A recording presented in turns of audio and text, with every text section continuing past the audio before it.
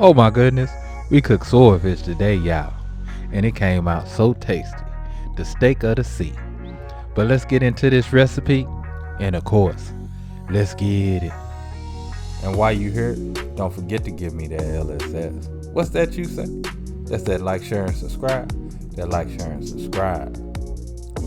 And if this is your first time here, glad you're here. Hope you become part of the LSS family, y'all. Cause we love tasty.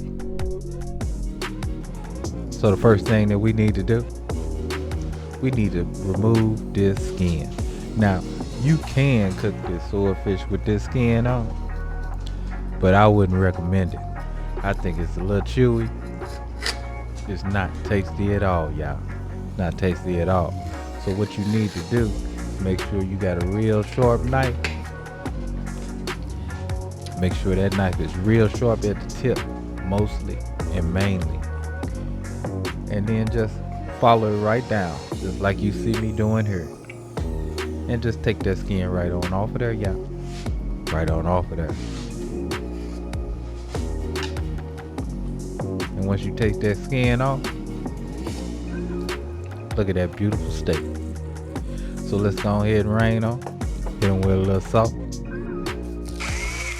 some pepper, fresh of course, always fresh.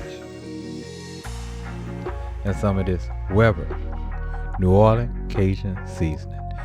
Now you can use any Cajun seasoning that you like. And then we gonna go ahead and get that into our sous vide bag. And back it on down, y'all.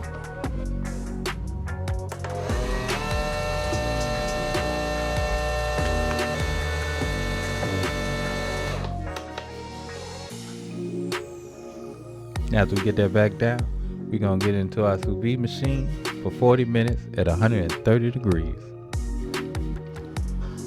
After our 40 minutes is over, we're gonna go ahead and get our sauce together.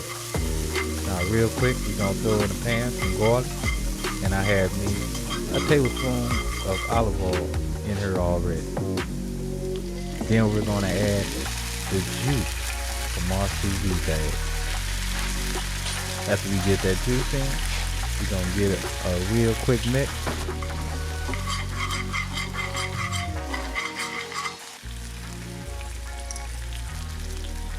Then add a tablespoon of capers,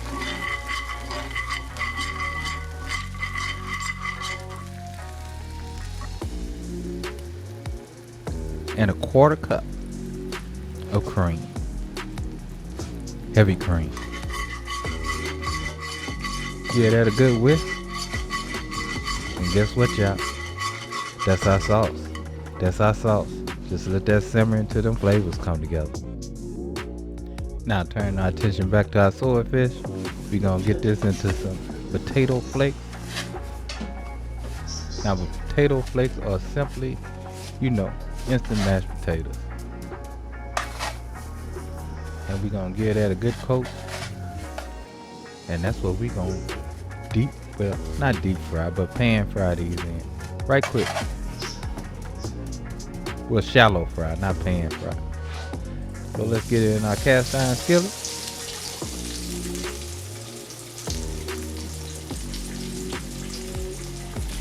Now, just to let you know, this takes absolutely no time. You only want to pan fry this for about a minute. Minute top. If you fry it more than a minute, you didn't overcook it. So make sure that your grease is already at 350 before you add your fish, and you'll come out with a perfectly golden brown piece of fish, and it won't be overcooked. Now of course it's time we plated up, and I had mine with green beans. We added that sauce, and let's give this a taste, y'all. Let's give this a taste.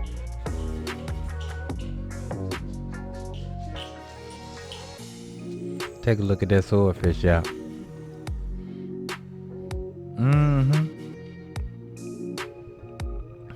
Oh my goodness, that's good. That's so good, y'all. Let me get some of these green beans.